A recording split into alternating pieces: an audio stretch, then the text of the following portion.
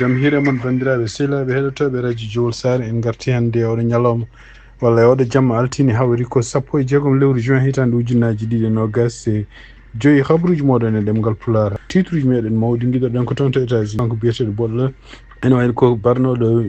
sarɗiyankoɓe ɗiɗo toon to Minnesota gañi kadi ɗiɗo woɗɓe ene wayno nanggama ha ñande dimanche nde ɗum noon kadi ma en ƴeew holko woni ko haala e ko fate nanggugol makko e ko fate kadi ko joggori fawede ko fate ñawoji makko habruji men international ko toon to haare Israël e Iran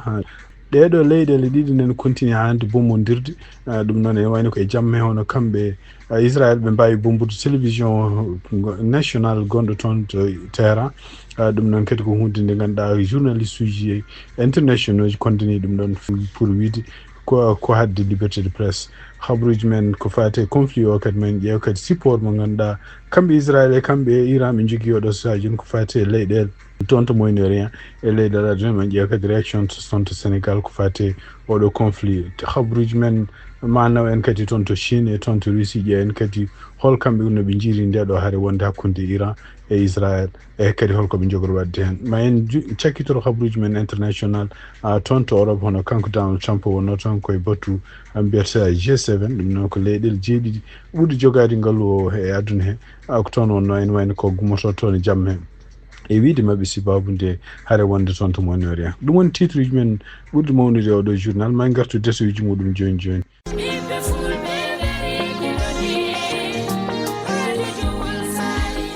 Radio Jowol Sare International dole lingu gondia kono dole Radio Jowol Sare ko hettuyankoɓe mum Amérique, Asie, Océanie, Europe, Afrique no keɗo Radio Jowol Sare International.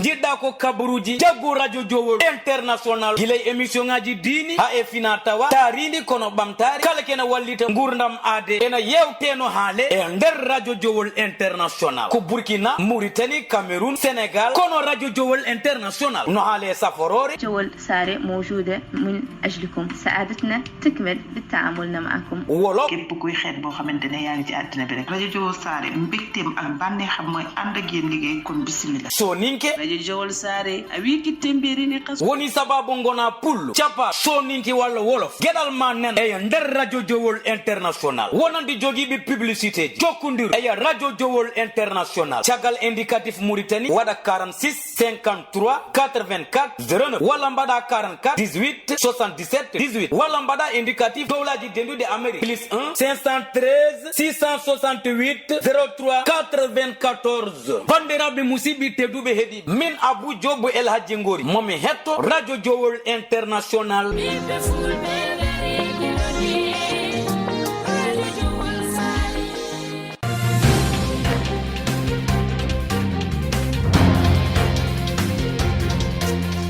bandiraɓe sehlaɓe heddotoɓe radio Jowol Sare hade men fuɗɗade habruji mon ko habruji parɗe ɓe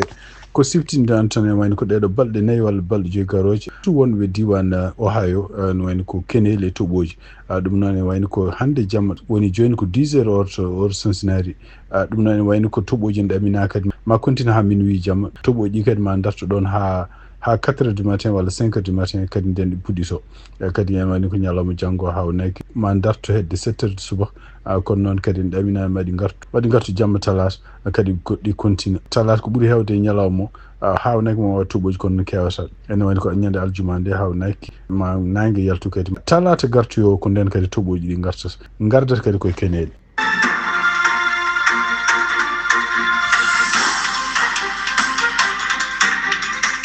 bandiraɓe sehlaɓe heɗotoɓe radio Jowol Sare no min mbino en gardindi meɗen en gardindi titre uji meɗen ni en puɗɗoɗen ko toon to États-Unis ɗum noon ko yalti hande toon to Minnesota ɗum noon ko kanko oɗo barnoɗo yimɓe ɗiɗo sarɗiyankoɓe kadi gañoɗo yimɓe ɗiɗo woɗɓe taw kadi ko sarɗiyankoɓe ene wayno o nanggama ñande dimanche de ɗum noon kadi ene wayno ko nanggugol makko ari kadi ko caggal nde yimɓe hewɓe dadiɓe ndendi pour ƴewde mo kanko biyeteɗo fens Bolton en wayno ko kanko wari makko ko tono Minnesota je kadi ko tuba yara kadi ko dubi capanɗe joyi jeeɗiɗi e kadi kanko wari makko kadi ko neɗɗo mo ganduɗa ɓoynoɗo liggade e laamu toon to Minnesota en jimani makko kanko gouverneur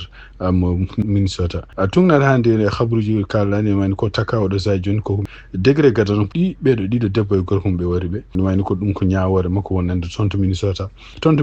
noon oɗon eta ala kañum ko wiyete en peine de mort degré gadano toon firti wonde ko joomum no fotno warede ko wawi sokede maximum tan ko sokede ko hedde gurdam makko ko ɗum noon wayno ko ɗum woni charge uji ko fate en toon to Minnesota so tawi noon ko charge uji fédéral ɗum ɗo ɗum wawi kanko hoore makko yomayi kono noon andaka oɗo sa joni so tawi kamɓe gouvernement fédéral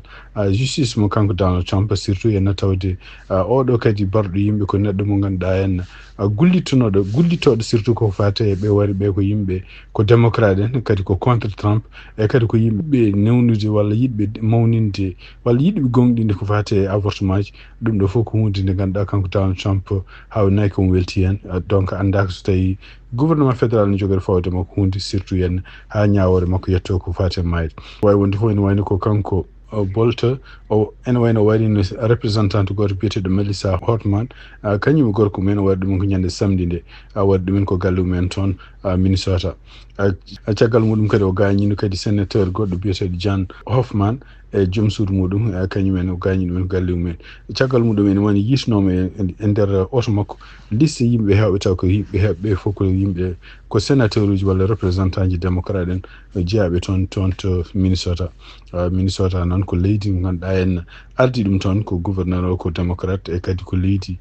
kanko Donald Trump e wiide mabɓe mo jogui toon yimɓe ɓe ganduɗa en opposiɓe gouvernement makko surtout démocrate en ene jeeya hen Ilhan Omar ɗum noon ko représentante mo origine muɗum ko toon to Somalie jeeya ko wawi wonde fof en wayno ko oɗo sa joni oɗo page uddama ha kamɓe procureur uji fédéral e procureur uji kadi toon to Minnesota e ɓene ƴeewa holno wawi ñawirede kanko oɗo noon nanggaɗo ene wayno ko hande o ari yesso juge pour heɗade ko taka oɗo sadio ko jiida e ɗum ɗo noon kamɓe parti démocrate e kamɓe kadi yimɓe journaliste uji keɓe kutoro en ɗeɗo caɗele ɗe ganduɗa en taw ko yimɓe ɓe ganduɗa hohoɓe démocrate en kañumen goni toɓɓeteɓe hen ɗum noon surtout en ko guila kanko Donald Trump o laamaki kaali hen hono kanko gonnoɗo speaker house hono kanko Nancy Pelosi no gorko makko firno toon e yimɓe hewɓe kadi woni ko démocrate no attikirte ɗum ɗo fof ko gueɗe ɗe ganduɗa en kawnaki laamu Donald Trump ko ene ɓeydi caɗele baɗe noon wonande hawnaki est ce que parti ji ɗiɗo ɗiɗi ko républicain e démocrate en jogori wadde ñalawma kañumen fof mbawa hawride wonde ko caɗele ndiɗo leydi koko ɓeydotowo bonde sibabude yimɓe supporter ji Donald Trump walla yimɓe supporter ji parti républicain nene ɓeydo wonde tan toujours yimɓe doganoɓe ko fate fitina ha hande habaruji men Amérique hono kamɓe wiyeteɓe G7 leyɗele jeeɗiɗi kañumen koyemumen en ganda ko kañumen ɓuuri jogade ngallu oɗo sa ene wayno ko ndendino toon to Canada ɗum noon ɓe ndendi toon ko état biyeteɗo Alberta ɗum noon ko toon to Canada ɗum noon ngol ɗo wonata lawol makko gaddanol kanko Mark Carney ardade oɗo G7 ɗum noon ene wayno ko ndeɗo jonde wattata oɗo organisation laabi 50 ko jooɗoto donc siftin ɗon tan ko oɗo sommet kadi baɗo hitande ujunaji ɗiɗi nogas e joyi ɗum noon ko sommet biyaɗo no foti jooɗade hakkude 16 e 17 lewru juin hitande ujunaji ɗiɗi e nogas joyi ene wayno ɗiɗo premier ministre tati kañumen ngol ɗo wonata lawol men gaddunol tawede oɗo sommet kanko gardiɗo laamu Grande Bretagne biyeteɗo Keir Starmer gardiɗo laamu Canada biyeteɗo Mark Carney e gardiɗo kadi laamu Japon biyeteɗo Shigeru Ishiba e kanko kadi gardiɗo laamu Allemagne biyeteɗo Friedrich Merz ɓeɗo donc woni lawol men gaddunol wonde premier ministre tawede kadi e nguɗo boto ngol ɗo kadi wonata lawol gaddunol hono kanko Donald Trump guila dow natti wonde président e sommet bannoɗo guila hitande ujunaji 2014 ene teskita kadi ko ngol ɗo woni lawol gaddunol wonande ɓeɗo kadi ne mbawa yillade toon to Canada pour la première fois e gurdam mumen ɗum noon kadi jeeya hen kanko premier ministre mo Grande Bretagne o Keir Starmer mo Japon Shigeru Ishiba mo Allemagne Friedrich Merz mo Australie biyeteɗo Anthony Albanese mo Corée du Sud président muɗum biyeteɗo Lee Jae-myung kono noon ko ngol ɗo wonata lawol tataɓol hono gardiɗo leydi France Emmanuel Macron mo ara toon to Canada ko fati Ukraine noon ko ngol ɗo woni kañum hen hoore mum lawol muɗum tataɓol ene ara toon to Canada hono kanko Volodymyr Zelensky holɓe garani toon to oyaɗo sommet donc ene jeeyano e ɓeɗo invitenoɓe yo gar toon hono kanko gardiɗo Mexico on biyete Claudia Sheinbaum ene wayno kanko hoore makko ko invité gila mois de mai kono e wayno ko e jamma hannde kanko hoore makko confirme wonde mo o yaha toon ñande 30 mai kadi hono kanko gardiɗo leydi Brésil Lula da Silva koko invita en ɗamina kadi ma ar toon ono toon kadi to Arabie Saoudite toon kanko Prince Mohammed bin Salman kanko hoore makko ko invitinoɗo yo ar kono en ñande 12 lewru juin sibabunde hawnaki haare wonde toon hakkunde Iran e Israel on ɗum noon wayno ko kanko hoore makko yo hayti ar toon kadi to Indonésie hono kanko gardiɗo leydi Indonésie biyeteɗo Prabowo Subianto kañum waɗum koko invite noon kono noon e nder ko sakkiti ko wi wonde ko o hayti yaade par ce que mo jogui on foti fottude en hono Premier ministre mo Singapour Lawrence Wang président mo Russie kan hono Vladimir Putin eɗen poti arde toon to Indonésie ko somi o haaluji kalteɗe enen jeeya hen hara wonde oɗon hakkude kamɓe Russie e Ukraine fitinaji gonɗi oɗo sa joni toon to Israel e kamɓe Iran hay sinno wonde ko kanko Donald Trump o yiiɗa ɗum haale ene jeeya hen kadi gueɗe ɗe ganduɗa en ko to affaire Chine pour wonde jimadi ndi waɗi oɗo sa joni e toon to Taiwan bon donc wawi wonde fof ene wayno kanko Donald Trump e tugnade kadi habaruji gomiriɗi toon toon to Canada ene wayno ko jamma hande o wi ummoto toon pour sibabunde caɗele gonɗe oɗo sa joni toon to Moyen-Orient ɗum noon ko haare hakkude kamɓe Israel e Iran kabaruji e ɗemgal Pulaar e radio Jawol Sare habaruji men international nawaten ko toon to guerre gonɗo hakkude Israel e Iran oɗo saha nden wayno ko kamɓe ɗeɗo leyɗe ɗiɗi eɓene continue bombodirde ɗum noon ko anda e tugnade hande ko yalti ko sakiri yaltude ɗum noon wonande télévision ngaji CNN walla wonande galleji jeyniyankoɓe CNN ene wonde Al Jazeera ene wayno ko kamɓe Iran e kamɓe Israel eɓene continue bombodirde ɗum noon e wayno ko yalti e jamma he hono kamɓe Israel ɓe mbawi bombude télévision goto taw ko télévision mo état mo Iran ɗum noon ko taw kadi kamɓe koyemeɓe ɓe gonno e oɗon saha e émission ngaji en direct ɗum ɗo fof noon ko hunde oɗo saha joni condamnade par communauté internationale surtout journaliste uji haɓereɓe ko fati hen e liberté d'expression e aduna he e ɗum noon e wiide mabɓe ko kamɓe Israel ɓe wiide mabɓe wonde ko Israel toujours haareji muɗum wonde ko yo war journaliste uji yo uddu kadi galleji jeyniyankoɓe kono noon e wiide Israel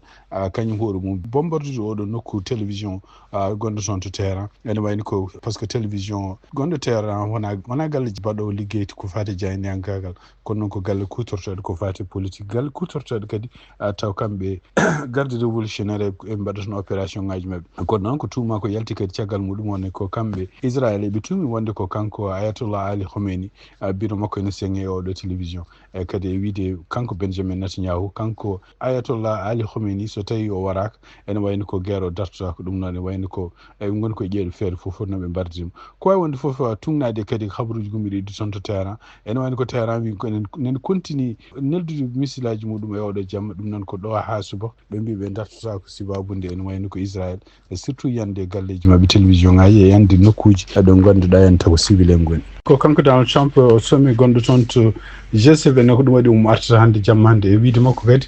ko surtout en yiiɗi ko artude ko law te wawa rendinde laamu makko pour ko fate laamu ko fate haare wonde toon to Israel e nder kadi ko haali kanko Donald Trump o haalni inen naaɓe surtout wonde toon wonɓe toon to Téhéran kamɓe fof eɓe jaltu Téhéran noon ko capital Iran ɗum ɗo fof nene o wiide makko wonde ko alay saago Téhéran moƴƴi ha laaɓa fof kadi ko hunde nde ganduɗa en kanko Donald Trump hay sindo o wi wonde o jinganani Israel ene wayno ko juuɗe makko laaɓa hen nade haaluji kadi kanko biyeteɗo Galante kadi ko kañum hoore mum meeɗi wonde ministre défense mo Israel o wi wonde ko ene wayno ko États-Unis ko alay saago alay saago muɗum wawa wallude Israel ko fati haare wonde nde woni oɗo so joni toon to Iran nde ɗum noon ko hunde nde ganduɗa ene suiva de près ko wawi wonde fof ene wayno leyɗele ji wonɗum toon to Moyen-Orient ene pecci fati sipportude nde ɗo haare ko kamɓe Jordanie e kamɓe Égypte ɓe jaɓani haalde hen no fewi e surtout ene kadi ɓe jaɓani ni hay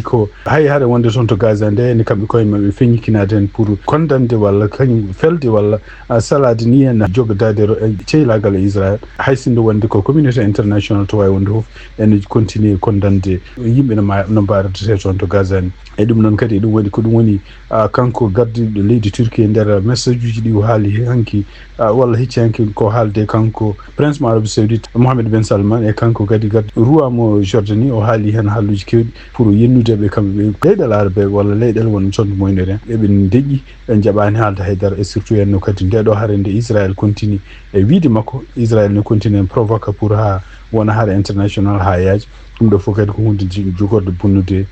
kisal walla deejere toon to région gonɗo toon to Moyen-Orient e ko yalti e kikiɗe hono kamɓe Chine e nder ɓatake ɓe mi neldi ressortissage maɓɓe wonɓe toon to Israël ɓe mbi wonde ko kala chinois gonnoɗo toon to Israël yo waɗ feere yalta nokkuji ɗi ngannduɗa jammiraɗi ene mbawi yaltirede taw kadi pour beele ne mbawa dañde par ce que pour maɓɓe wiide maɓɓe oɗo sa joni wayni ko deejre walla kisal ala jaam bawɗo wonde toon to Israël ɗum noon siftinde on ko kamɓe Chine hay sindo ɓe kalani ouvertement eɓe supporté oɗo sa joni hono Iran ɗum kadi ko noon kadi hono kamɓe Russie kadi ene wayni ko kamɓe eɓe supporté Iran ko hunde andaka oɗo conflit to jogoto faade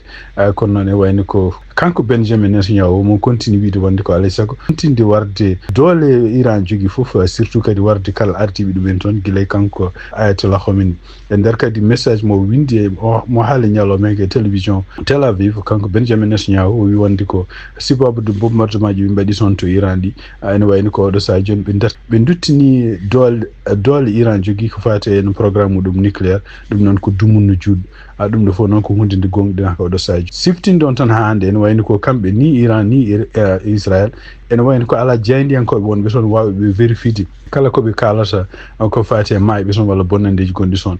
kono noon e wayni ko yiyete hen tan ko hunde nde ganduɗa henne taw ko satellite aji américain ñen jaɓɓa hollude ɗumen ɗum noon ko ɓuuri hewde hen ɗiɗo satellite aji kadi ko joguiɓe ko wiyete en jinguere wonande kollata won gueɗe won wonande sibabude ceylagal jogui hakkude mum Israël walla hakkude muɗum Iran donc eko sakkiti o e jamma he ono toon to New York ambassadeur Iran toon to Nations Unies biyeteɗo Amir Saïd Iravani e nder o haali kadi o wi wonde ko attaque mo Israël waɗi surtout e télévision Iran télévision national ɗum noon kadi ko taw kadi kañum en koni woni direct ɗum ɗo kadi ko walla ko aada Israël jogui toujours warde journaliste warde kadi kala ɗo fedde janiyankagal woni donc ko wawi wonde fof ene wayni ko ha hande tugnade bilan kalteɗo oɗo sa joni kamɓe Iran ɓe mbi wonde ɓe mayram kene wona